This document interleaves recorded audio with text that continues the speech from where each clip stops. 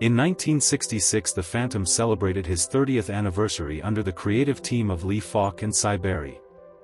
At the same time, many readers continued to wonder whether the masked hero would ever marry his longtime girlfriend, Diana Palmer.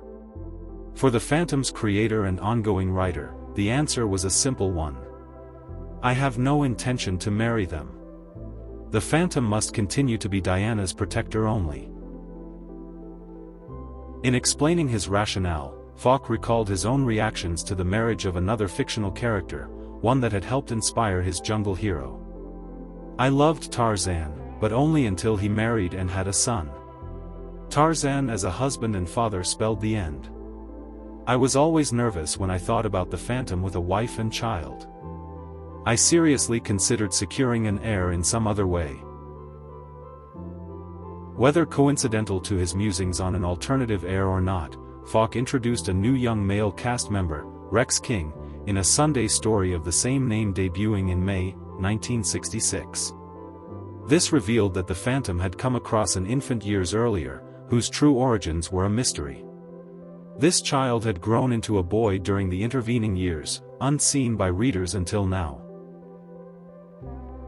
The addition of Rex presented Falk with opportunities for new storylines and perspectives, while allowing an exploration of the Phantom's parental side. Rex would remain a supporting character in the strip for the next 2 decades. While the layouts of artist George Oleson were evident in the Sunday installments from this period, many of the daily strips featured the work of Cy Berry's longtime friend, Joe Giella. I met Cy when I was 16 years old at the School of Industrial Arts. We were good friends. We got together later on after we'd been doing professional work. We both helped his brother Dan with the Flash Gordon strip.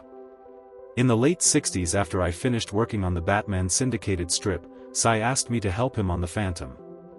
I worked with him 3 days a week for 17 years. Our styles were similar, because his brother was a big influence on us. Giella recalled the strip as very demanding, requiring the detailed artwork in accordance with strict deadlines. As such, he sometimes helped Cy Berry recruit more assistants. Occasionally, he'd ask me to recommend someone, and I would. Don Heck, Frank Springer. We'd take their layouts, rub them down, tighten them up and then ink them and try to maintain the style. A 1966 promotional flyer published by King Features Syndicate announced that the Phantom had become the #1 adventure strip in worldwide popularity. The Phantom was said to be appearing in a total of 583 newspapers, including 261 foreign papers.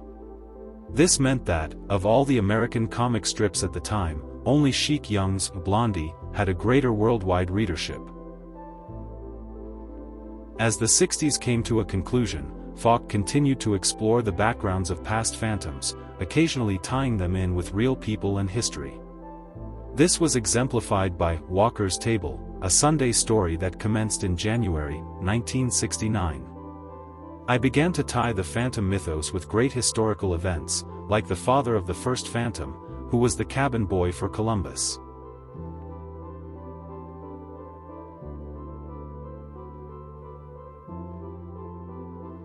I had a whole story about how he and an Indian boy actually came to the North American continent and saw the Mayans and the Aztecs and so on.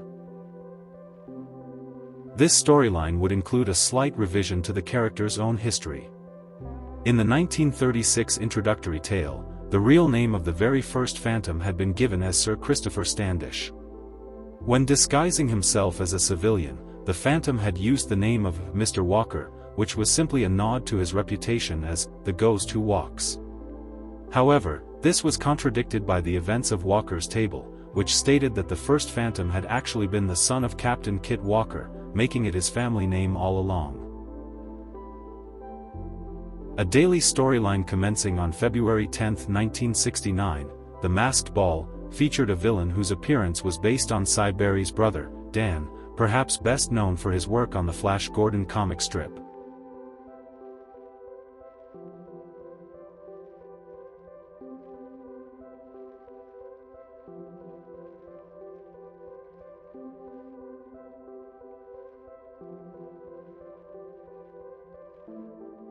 Colonel Wehraboo, Falk's replacement for Colonel Weeks in the Jungle Patrol, made his first appearance in the daily story, Rex, the Missing Heir, which commenced on June 23, 1969. Falk explained that this transition was intentionally reflective of an evolving world. There have been changes in the Phantom through the years. Africa has changed a lot since World War II, so I also gradually changed the Phantom. The Phantom entered the new decade in the midst of the daily storyline, The Gladiator, which commenced in October 1969 and concluded in January 1970. Here, the Phantom confronts a stone-like gladiator who has wandered the earth since ancient times in search of someone who can end his existence.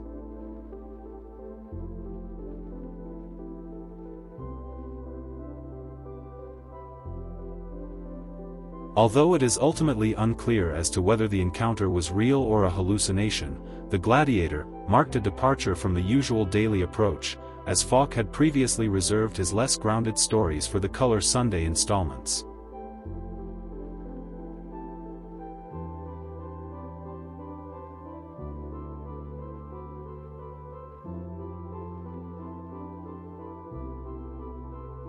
Appearing soon afterward was another daily storyline entitled The Lost City of Phoenix, which began in November 1971. Here, the Phantom seemingly revisits the glory days of a cursed city that has long since fallen into ruin.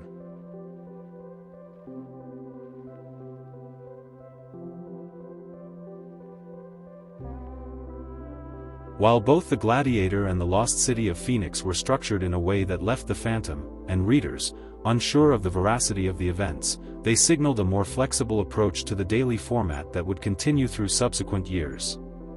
In accordance with this trend, the Phantom's Island of Eden, a more whimsical concept that had previously been reserved for the lighter Sunday storylines, would now begin to appear in the daily continuities.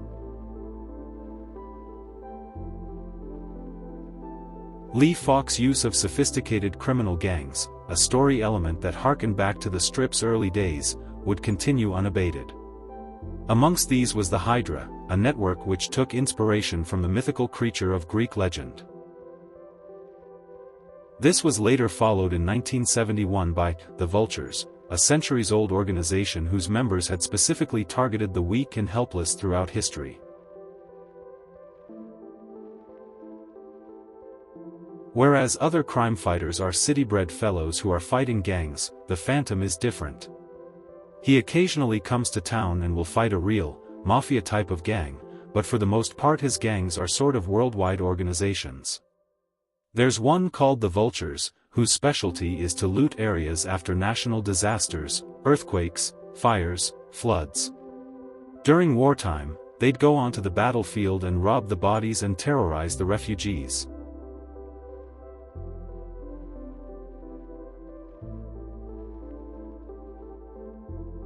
This goes back 300 years. And the Phantom has always been on the edge of this gang, getting them hung, caught. He's an ancient enemy.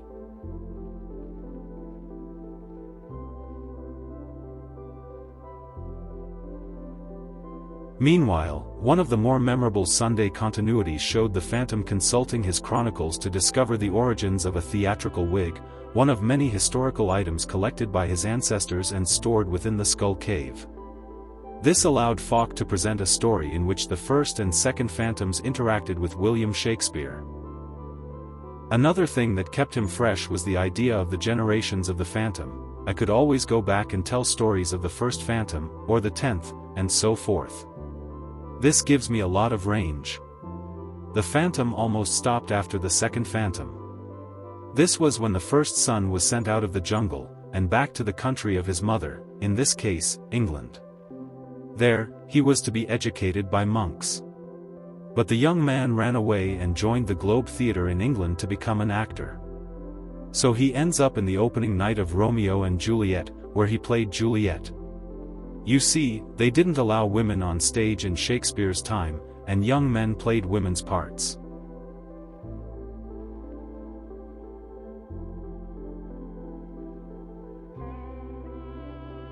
His father, a macho, big, powerful guy, comes roaring over there for the opening night. The Phantom has the courtesy not to break up the show, but after the performance he goes backstage, pulls the wig off his son, and says, "You're coming back to the jungle with me."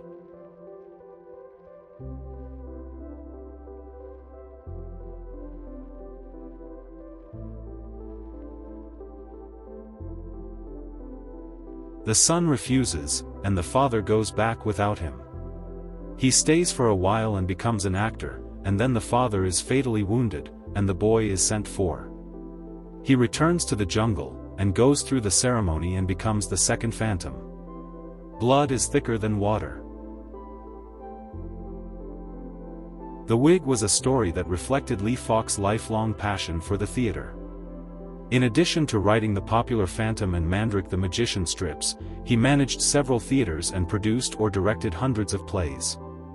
Falk was also a playwright himself, authoring around a dozen original works. His experience in the theater convinced him that the fundamentals of storytelling could be applied across very different creative mediums. Writing plays is a very definite craft. It's like building a cabinet. You just don't write it, you've got to know how to build it. You have to know about entrances and exits, how a scene works, how lines sound, etc. And I think the art of writing a comic strip is closer to the theater and to film technique than any other kind of writing I know.